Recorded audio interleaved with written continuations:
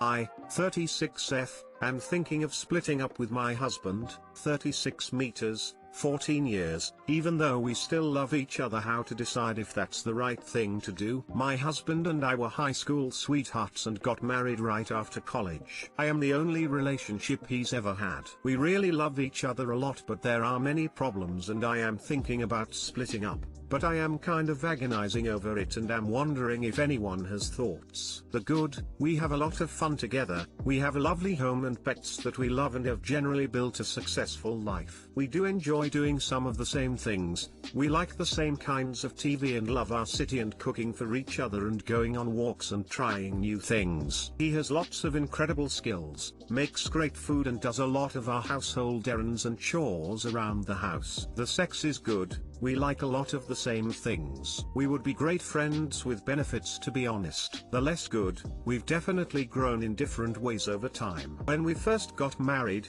the plan was to have kids around age 30, but that didn't happen. We had fertility problems. My husband didn't want to try interventions or adoption because he moved from definitely wanting kids to being on the fence, and it turned out he had a lot of not so nice feelings about the possibility of having a baby with a disability. His job is very easy and he's gotten really into fitness and some other intense hobbies and has been critical of my fitness level and hobbies. I am in the same type of shape I have been since we met in high school, a few extra pounds but no more than an average US woman, while he's yo-yoed about a bit. I also own my own successful business which is stressful and like more relaxing hobbies in my spare time. He's an intense guy and gets really into things and talks very dramatically about his thoughts, feelings, and goals. Sex is good but the kissing and general romancing is bad. He really values spontaneity, to the point where it is like pulling teeth to get him to plan something or agree to a plan that I make, but this is not a problem with his friends, just me. On the flip side, I really enjoy sex but am rarely like tearing his clothes off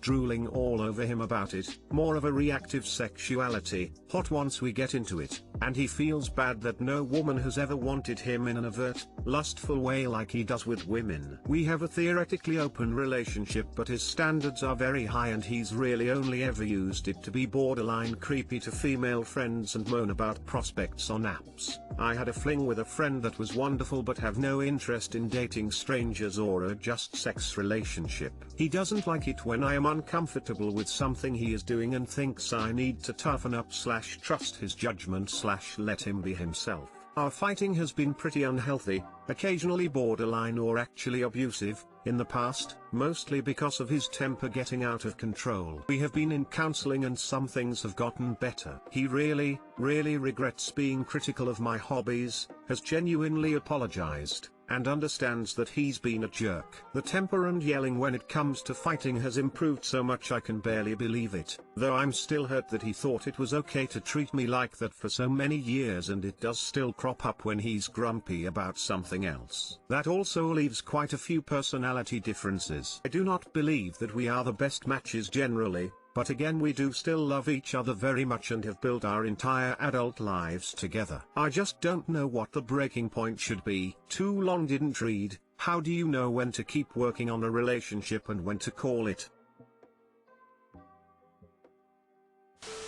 It's nice to see a post that really expresses the challenges of marriage without the obvious deal breakers. That's where really deep, complex decisions lie. I am only partnered, not married, although facing some of the same ideological challenges because right now we are deciding whether or not to get married. I have confirmed infertility, so I had to find a partner that was okay with that. And so I'm looking at it from the other side, I guess. It took me a very long time to find a good partner, and so I got used to not being married and wondering now if it's necessary. It sounds like there is a lot of good here, and the silver lining is when your spouse does work to show remorse, understand you, and make changes, you feel positive. That is such a powerful factor in whether or not this marriage can move to a better phase. The unhealthy fighting is bad, but could be triggered by the deeper issues you're working to resolve. Anger is a strange emotion and sometimes the source is not what you think. When the forest is cleared, new plants can grow. He seems willing to invest in this process. It also sounds like you are working on forgiving his past mistakes, which is also key. You have professional guidance so that will help in constructing better outcomes. I'm sure COVID doesn't help anything, since we're all stuck and unable to do fun things and switch up our environment. I really miss traveling with my partner,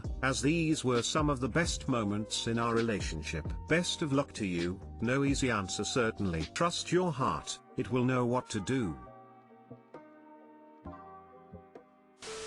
The breaking point is the prospect of spending the rest of my life with this person depresses me more than the thought of leaving them and not knowing where I'll land. Are you at that point?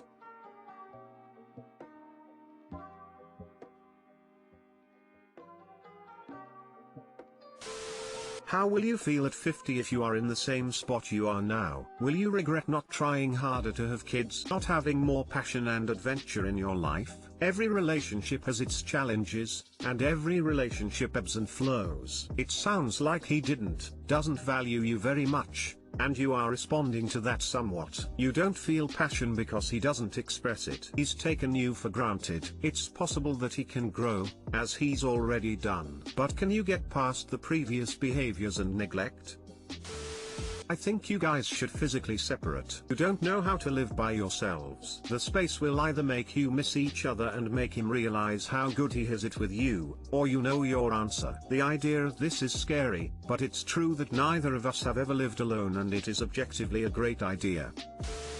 I am child-free, 24F, and boyfriend, 25M, wants kids but says he is okay with not having them. I've been with my boyfriend for about 1.5 years now, and we are both each other's first serious relationships. When we first got together he expressed that we wanted kids in the future, and at the time I was on the fence, so I told him that I was on the fence about kids but leaning towards child-free. His reaction to that was that he wanted kids and hoped I changed my mind about them in the future. Despite knowing this, I decided to stick around. Stupid, I know. Once COVID hit I decided to make the switch from on the fence to child-free after seeing how many people were struggling with their kids during the pandemic. I recently told my boyfriend that I am child-free, and he said he wants to have kids but he's okay with not having children, because he doesn't want us to break up. But for some reason I can't help but feel guilty. I feel like he's giving up on his desire to be a father just so he can stay in the relationship and appease me. I also can't help but think that this might cause resentment in our future once his desire to have children becomes stronger. He's still in undergrad and working on being financially stable, so I feel like once he gets himself together, he will pressure me to have a child. Am I overthinking things? Too long didn't read.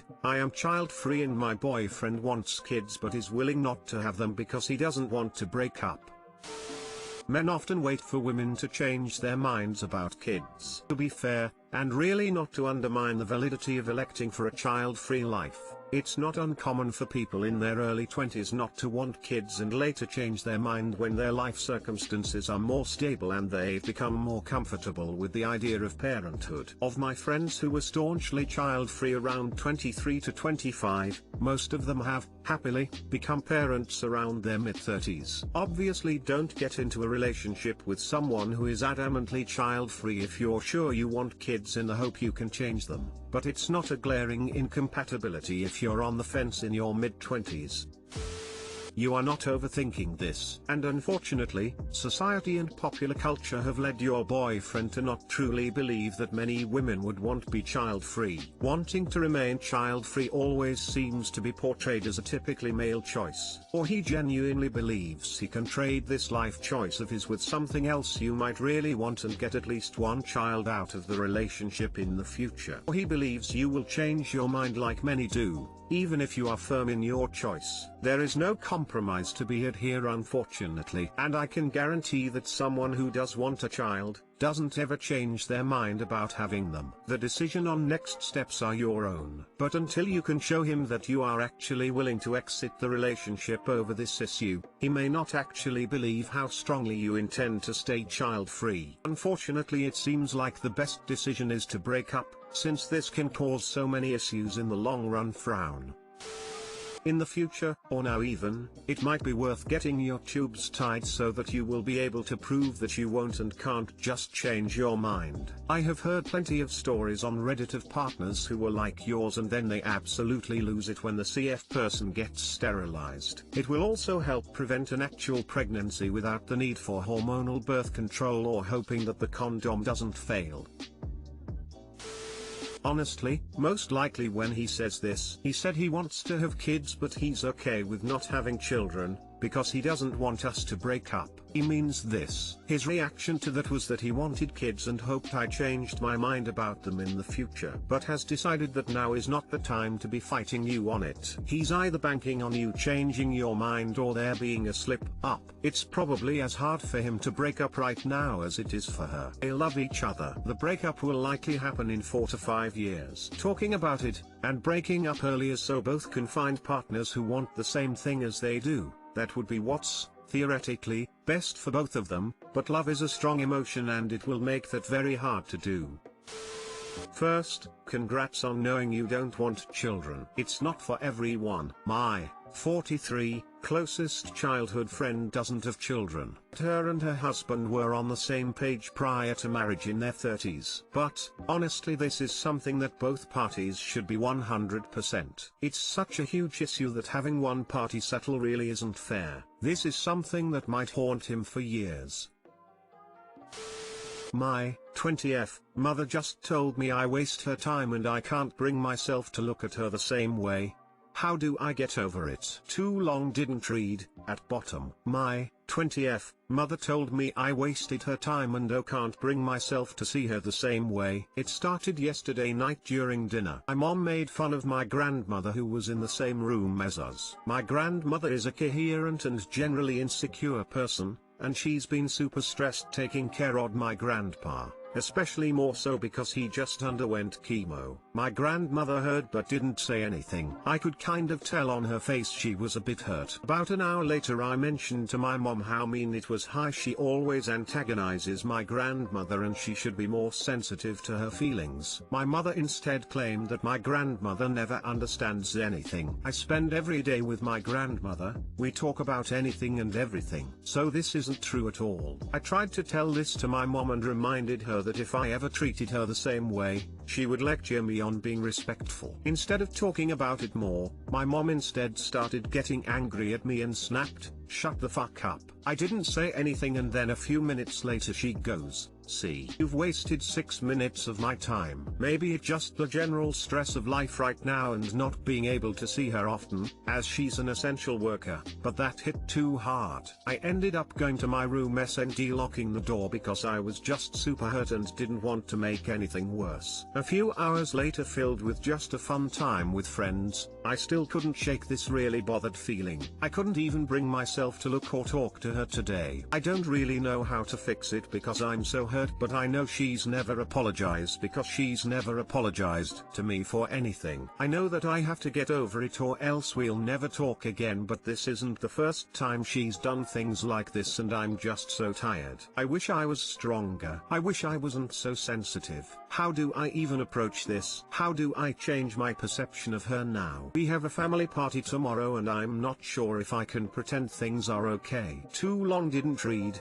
My mother and I argued about how she treats my grandmother. Instead of talking it out, she cussed at me and told me I wasted 6 minutes of her time. I haven't been able to talk or look at her since then and I don't know how to fix my perception of her and forgive her without an apology, which I know she'd never give from past experience. Edit. Thank you to everyone who took the time to respond. From what I understand, the popular response was to continue limiting contact, but I read one idea where I should attempt to be honest with her. I'll give that one a go tonight. Hopefully she's in a better mood after spending time with my aunts. A lot of people also reminded me to look deeper into her motivations and I really appreciate that. I wasn't thinking about this before, but my mother has always been the most hated child of my grandmother and was generally treated the worst. If you actually see my post history, One of the things my grandmother is responsible for is preventing my mother from marrying my father. Taking this in mind, it definitely explains my mother's behavior to my grandmother. But your responses helped me understand it doesn't excuse her behavior to me. Thank you everyone. It'll take time, but I think I can slowly make boundaries for myself.